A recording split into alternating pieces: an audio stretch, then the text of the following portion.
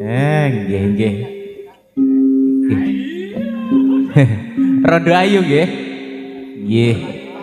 Nggih, monggo Mbah, sampun bawani rondo ayu ben enak ngoten nggih. Nggih. Pun to Mbah monggo. Oh nggih, Mbah Marno mawon monggo. Lah iki kok iso.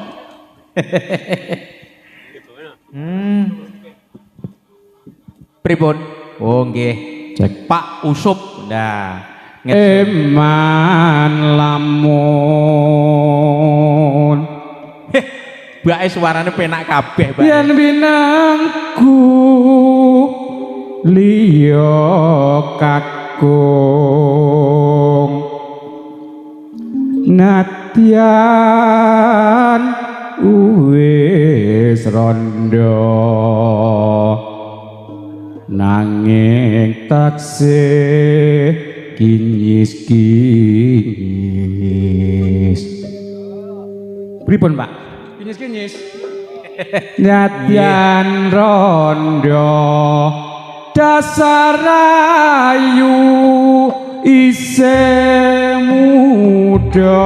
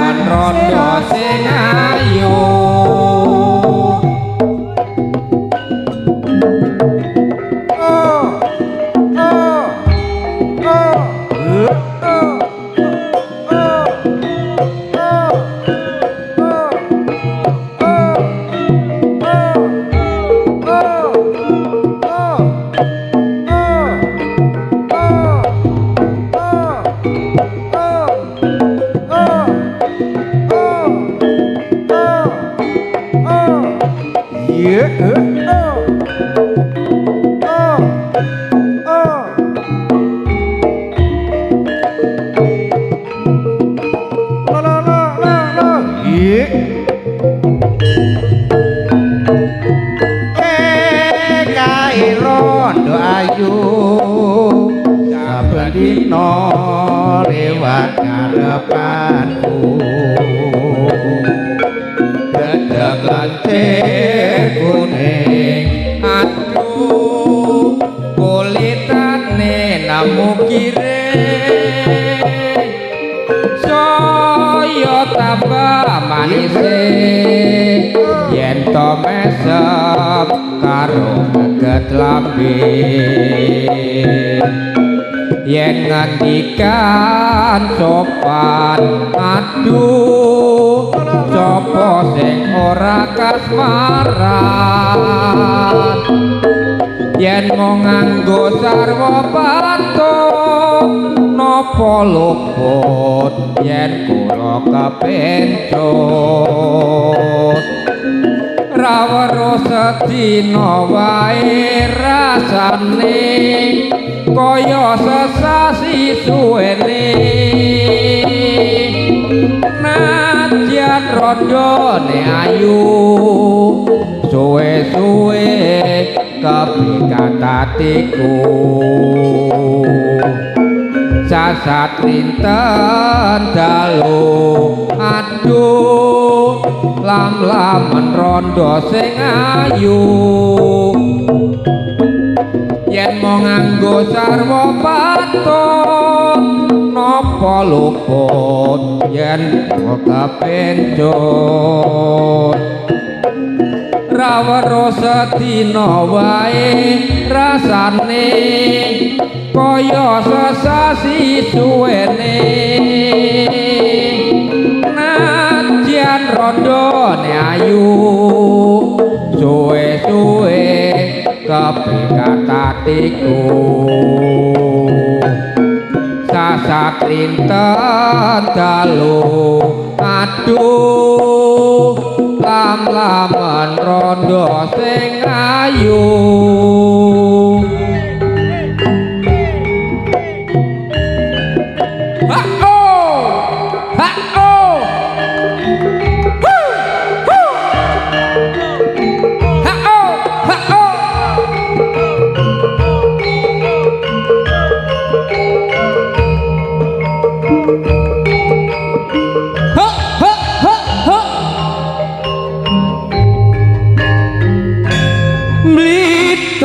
kutha cilik kang kawentar dipeni gunung kelut sing ngayomi Blitar nyimpen awune sang proklamator presiden kang sepisan Blitar dan mlayune Bung Karno proklamator candi Panataran Blitar nyimpen layone Bung Karno proklamator presiden kang sepisan ora mokal ditadati kambang lambe ora mokal akeh kang padha nyatake ngampu kondang kaloko yen lair Blitar cilik mula ora mokal Blitar dadi kambang lambe ora mokal akeh kang padha nyatake yen to geni ngurupake semangate yen to banyu ngumpulake patriote ana mokal Blitar dadi kambang lambe ora mokal akeh kang padha nyatake yen to geni ngurupake semangate yen to banyu ngumpulake patriote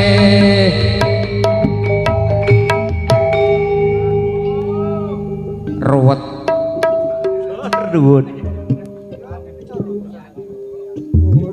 Inggih. Sing penting niku warga Bandengan sami seneng. Ngoten lho nggih. Dadi niki niku tujuanipun ngelipur para warga Bandengan, khususipun panjenenganipun Bapak sinten Sugeng nggih. Nggih, ingkang kagungan dalem. Niki kira-kira ngluwayah-layah kanthi enak ngoten nggih. Nggih. Para kadang sami ingkang minulya niki sik enek malih pepeling Mas. Nggih, meniku kangge ngelingake para kadang sami khususipun para kadang Bandengan sedaya nggih. Dadi dipun eling-eling pepeling gitu. Ingkang artosipun mpun namung dipun tembangaken ning monggo-monggo sami dipun lampahi senajan to niki wau nggih mboten enten ing salat to nggih. Menggahno tasik manjak, mungkin lek manjak kali salat nggih mboten leres ngoten lho nggih. Nggih. Lha niki sing bawani sinten, Mbah? Lah kula niku swara kula niku wis siut kok. Suwi ora awor kudune ya diwehi swara sik. Jenengan mawon Mbah, monggo Mbah. Kula mboten tek emot tok sing jelas nang ngriku. Monggo Mbah, jenengan Mbah. Mboten tek emot kula saestu. Monggo jenengan mawon. Mboten emot kula. Malah hilang kabeh monggo nggih. Tian lek lali nggih lali ngoten lho nggih. Nah, dadi ndak ngapusi ngoten lho. Monggo. Pun kula ndak bawani. Helm mboten ndak bawani. Oh, selak kesuwen nggih. Langsung emon. Monggo Mas. Sing sigra. Nah, nggih.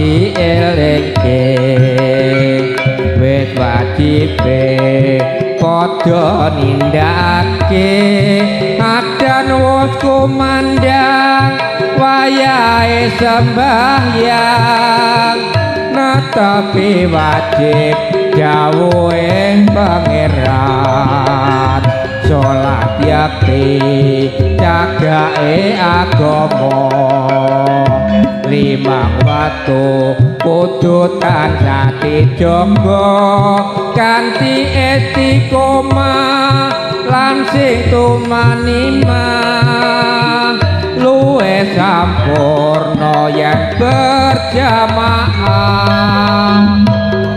subuh luhur lan asar salat sayakti ngadoi tidak mokar maghrib lan isya jangkepe prayogane ditambah salat sunate do sabrono iku perintah agama ngelingono ing donya mung sedhela sabar lan tawakal pasrah sing kuwasa yen kepengin besok munggah swarga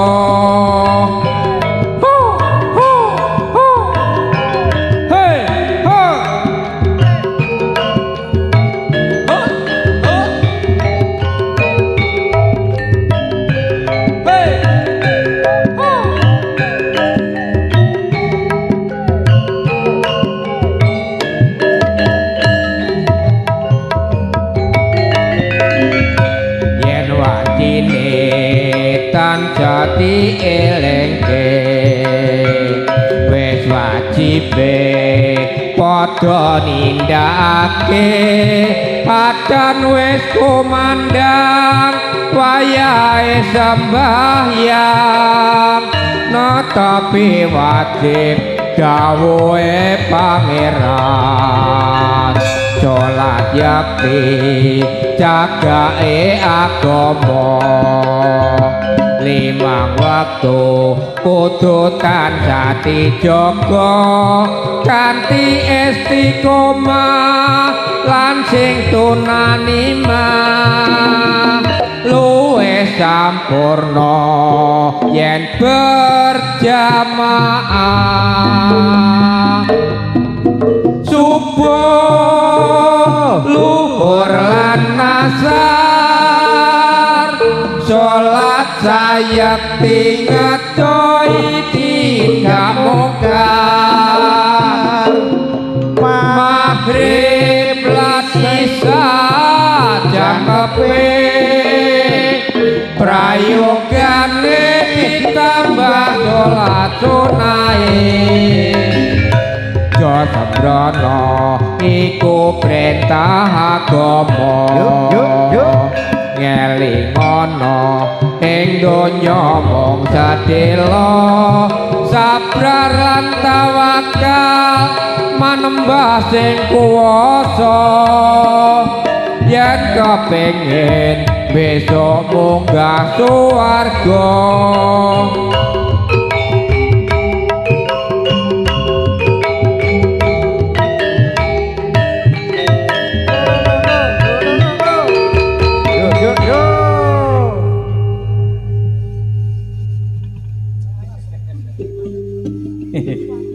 nggih dinteni ya wengi dhewe 11:30 Mas nggih pripun niki benjing tasih sedina muput napa pun ngantuk to Mbah dereng nggih Mbah nggih nggih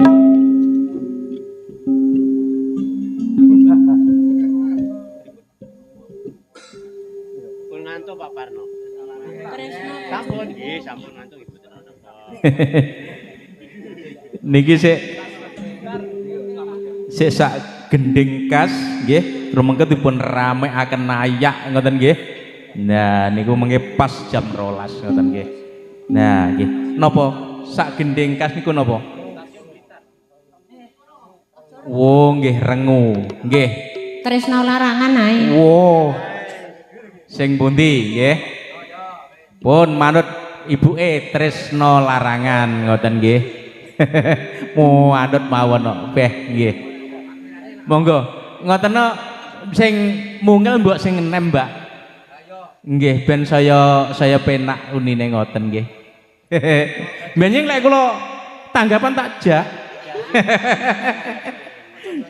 nggih napa sesuk purun teng Basri sonten dadi kula benjing niku ngapunten jam 12 kudu prei mergane kula pun nyaguhi wonten Basri ngoten nggih nah monggo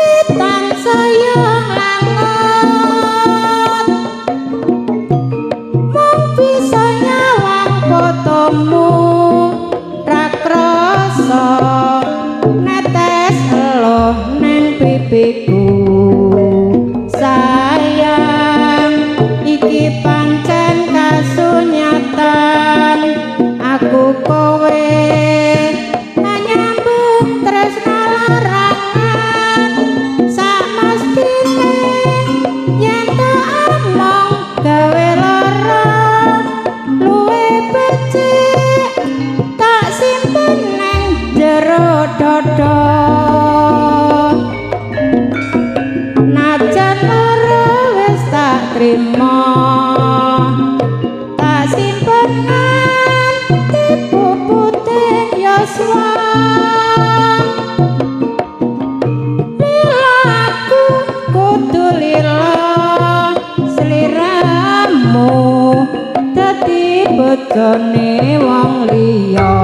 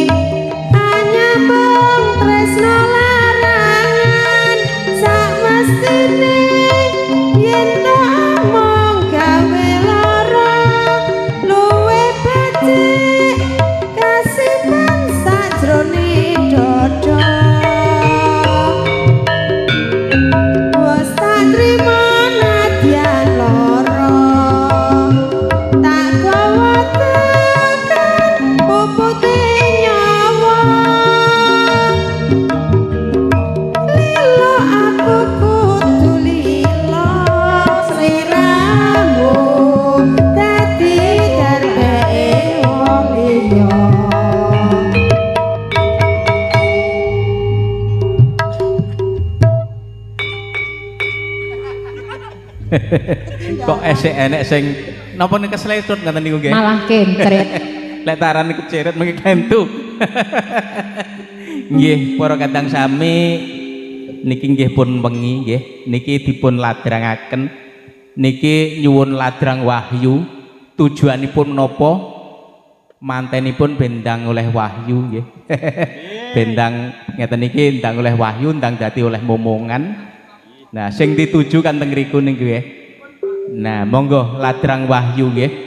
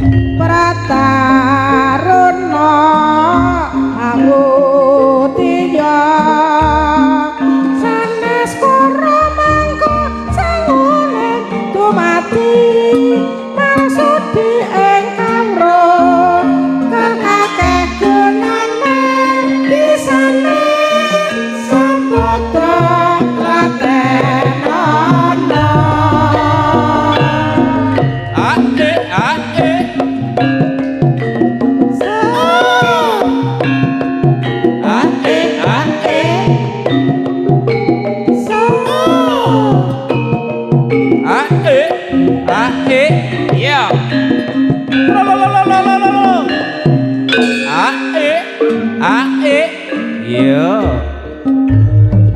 Prataruna angutiya sanes korong sawune dumati maksudi ing amro kang akeh gunane pisane sakoto latenono tansah takun lan tabari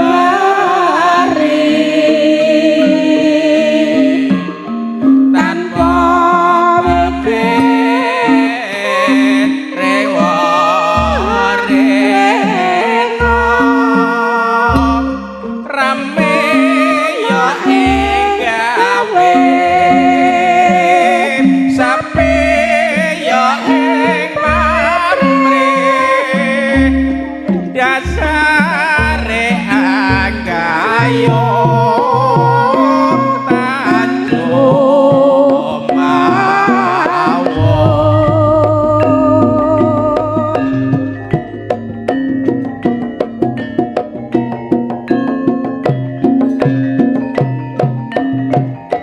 karis pito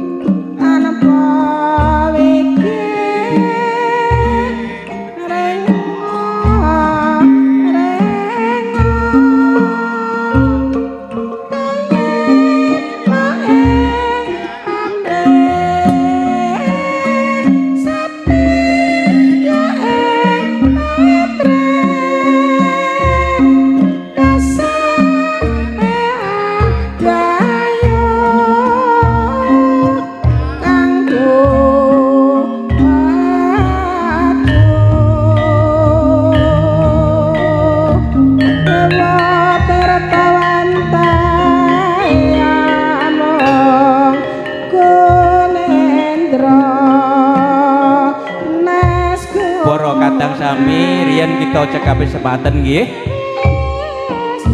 Mbok menawi wonten lepatipun para kadang kula nyuwun pangapunten kathah amargi benjing tasih dipun lajengaken malih nggih. Nggih.